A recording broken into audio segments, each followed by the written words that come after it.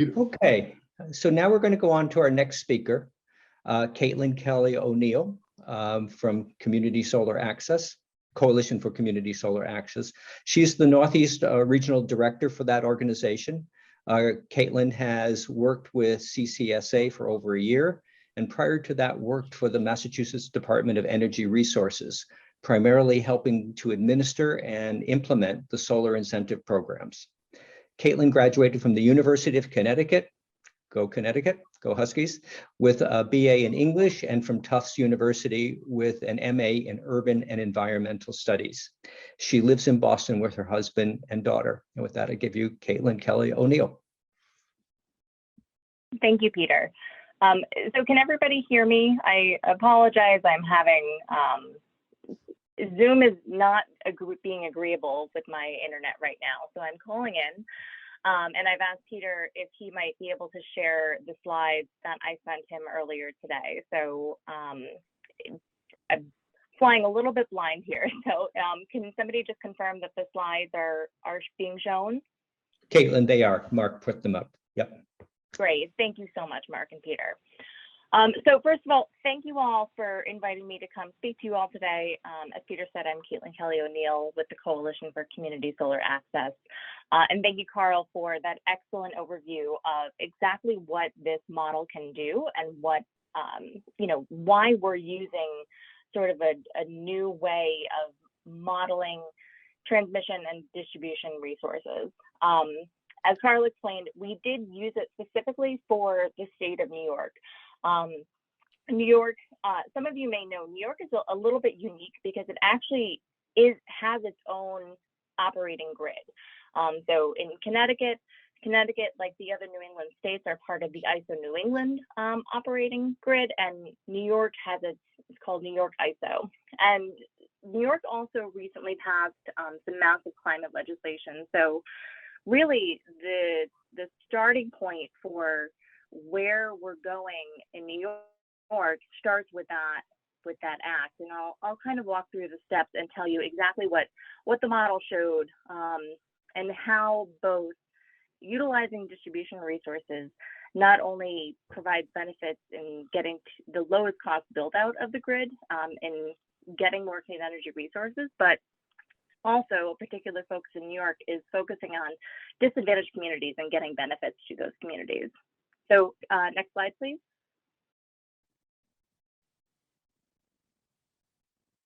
So what did we do? Essentially, our starting questions were, how can New York most cost effectively meet its power decarbonization goals? And would this approach be consistent with the climate justice mandates of the Climate Leadership and Community Protection Act? The next slide. And as I mentioned, in New York, the Climate Leadership and Community Protection Act, or the CLCPA as it's commonly referred to, was really our foundational driving policy. It was passed in 2019, and it set out the benchmarks that New York must reach to reach its climate goals, reach its decarbonization goals, and really help get off emissions, emissions creating resources. So the CLCPA, first of all, it established a net zero mandate for New York. And it laid out certain benchmarks that had to be met by 2030, 2040, and then by 2050 to get to net zero by 2050. So specifically, you have to have 40% emissions reductions by 2030 and 85% emissions reductions by 2050. And the CLCPA, it may be confusing that you're looking at 85% by 2050, but really what they're saying is you have to go beyond 85%, but the remaining emissions may be directly reduced or offset. So if you have offsets such as carbon offsets or RECs, that's how you can get to your 100%. When you're looking at just the electricity sector, they say by 2030, all electricity has to be 70% renewable and 100% renewable by 2040. So, obviously, when you're talking about net zero, that's all sectors, electricity, transportation, building sector, but looking specifically at the electricity sector, they have a 100% target by 2040. Like many other northern states and New England states, New York is really exploring the growth of offshore wind. They have a 9,000 megawatt offshore wind target by 2035. The CLCPA actually codified a target that they had previously established for distributed solar, which was a 6 gigawatt or 6,000 megawatt target by 2025. And the state is on track to meet that. They also established a 3 gigawatt energy storage target by 2030. And something that is, I think important to many states, but really New York has prioritized, is ensuring that the expansion of clean energy resources, which undoubtedly bring extensive benefits to the larger community, but specifically to those who are able to utilize it. They wanted to ensure that the policy that is being implemented will provide benefits directly to disadvantaged communities. So the CLCPA says that the target is that 40% of the overall benefits of expanded clean energy resources will be provided to disadvantaged communities, but it can be no less than 35%. Next slide. So essentially, all of these requirements were put into the model, and we asked the model, what's the least cost way to get to these targets and to these goals? And here are the results that we got. The least cost way of getting to these goals, when we're specifically looking at local solar and local storage, that New York can install 11.4 gigawatts of local solar by 2030 to nearly 22 gigawatts by 2050 to reach these targets. When we're looking at storage, it was 4.8 gigawatts of distributed paired storage by 2030 to over 17 gigawatts by 2050. And finally, we were pleasantly surprised to find that even just by building out the least cost way of expanding the grid and expanding clean energy resources and local resources, the least cost way is actually building in disadvantaged communities and providing those benefits directly to disadvantaged communities. So we'll get into the details in the next slide, but these were kind of the big takeaways. So moving up, building off of that, next slide. So looking at specifically local solar and local storage, the model was asked to deploy 3 gigawatts by 2023, 6 gigawatts by 2025, aligning with existing state targets. And what the model told us was the least cost build out is 11.4 gigawatts of local solar by 2030, and almost 22 gigawatts by 2050. And so if you look at some of the specific results, you can really see that while the 2030 targets are big, we're really seeing a huge expansion of growth in both solar and in storage beyond 2030. And really the main takeaways is that by focusing on distributed resources in the near term by 2030, that sort of unlocks a cheaper pathway to transmission level resources in 2040 and 2050, where we're really going to see both a huge growth of distributed resources, but also transmission level resources. And so, something that has happened in the past year, we did this model, over the last summer. We released it in the fall, and right around the same time, Governor Hochul established a new distributed solar target. So in September, she announced that New York would be establishing a new 10 gigawatt solar target by 2030. And the industry has been very involved in the cementing of this target, in implementing the final roadmap to get to this target, and finalizing the plan. But really, the policy steps that are being taken by leadership and by the governor are firmly aligned with the takeaways from this model and from the New York model run. Essentially, we have huge targets and huge goals for decarbonization and expanding clean energy. And by focusing on distributed resources, we're really unlocking all that potential. Next slide. So another major benefit of expanding local clean energy resources and local solar is more solar jobs and more jobs, broadly speaking. In the near term in New York, we found that deploying local solar will result in more than 160,000 local solar jobs by 2030.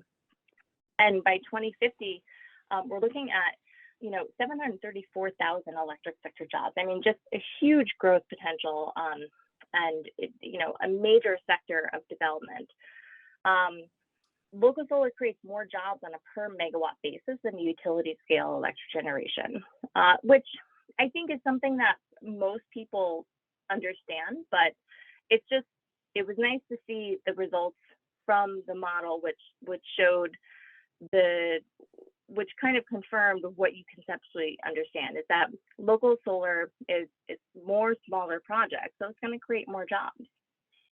Next slide. And as I said, in New York, because of the requirements of the CLCPA, there is a directive to make sure that these projects are being built in disadvantaged communities and the benefits are being delivered to disadvantaged communities. And since when we were doing this model results last summer, New York was actually, they had an interim map. They kind of mapped out where disadvantaged communities were. And they have since finalized that map, which the final version is essentially the same as the interim version. And as I said, we found that the lowest cost build out actually very nicely aligned with the map for disadvantaged communities and where we wanted to see more clean energy resources deployed. So really a high DER future is very consistent with directly serving disadvantaged communities. And distributed solar, particularly rooftop solar, is most cost effectively deployed with disadvantaged communities. So it's nice to see that not only is this going to be the least cost way, but it's also going to be the best way to ensure that all communities, particularly disadvantaged communities, continue to benefit from the expansion of clean energy resources. Next slide. So this is just, this is kind of just dig down into those numbers a little bit of the overlay between building out the least cost pathway forward, and also how that overlaps with building in disadvantaged communities. So by 2030, you could see that over 50% of the rooftop is in disadvantaged communities, 12% of community solar is in disadvantaged communities, 30% of the storage is located there. And then by 2040, we're seeing some increases particularly in the rooftop solar numbers, 68%, 11% for community solar, and again, 30% for distributed storage. So again, it just shows that we're seeing multiple benefits on multiple fronts by optimizing distributed resources and building out according to this model. Next slide. And again, just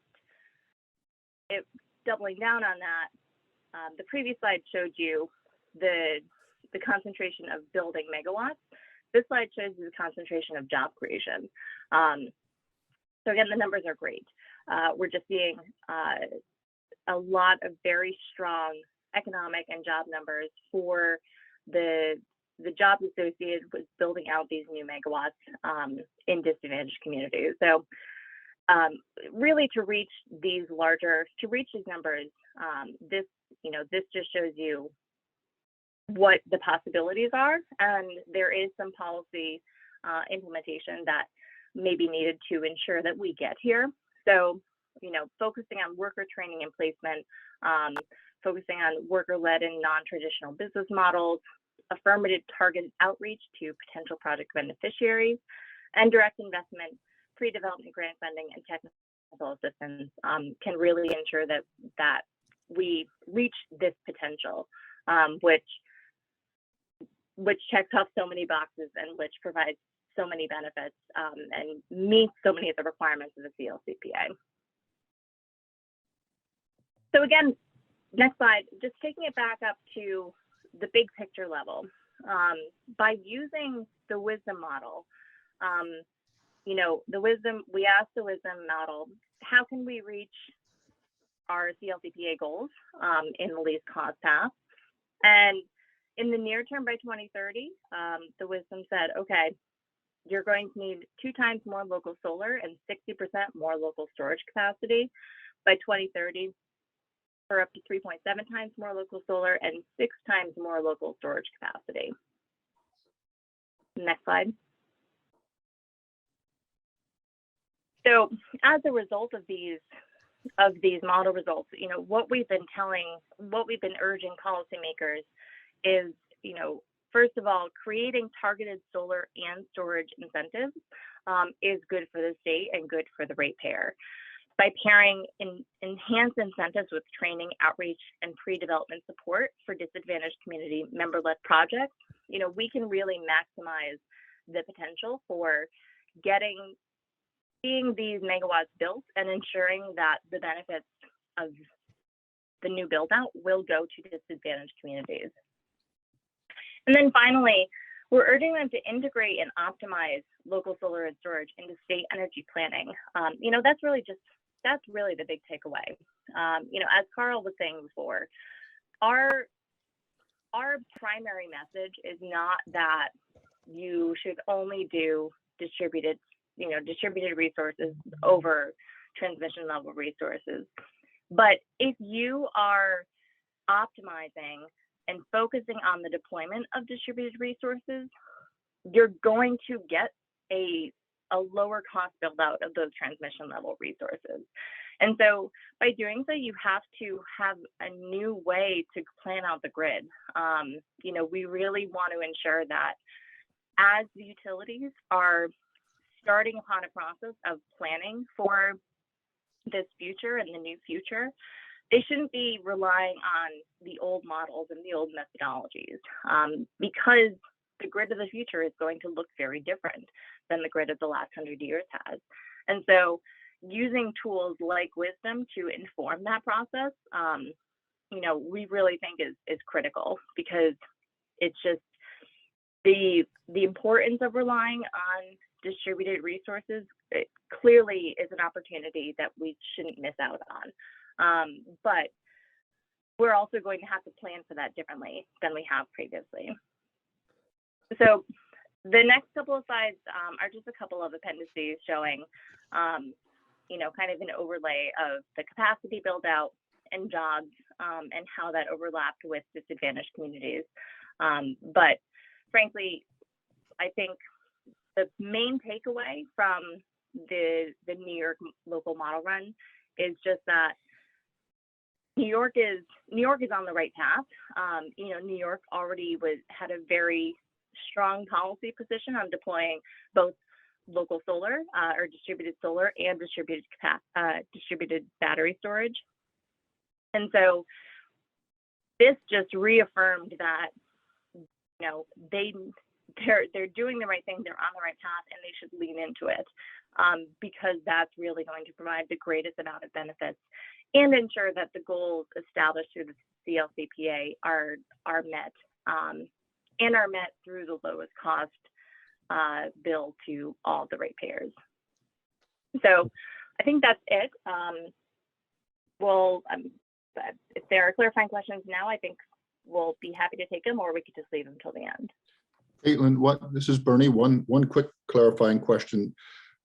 All the talk of jobs, which is great. Could you give a little color on, are they sort of episodic as something is built and then they go away? Are they skilled jobs, unskilled jobs? Sort of a little bit more color about what the nature of those big job numbers are. Is that possible?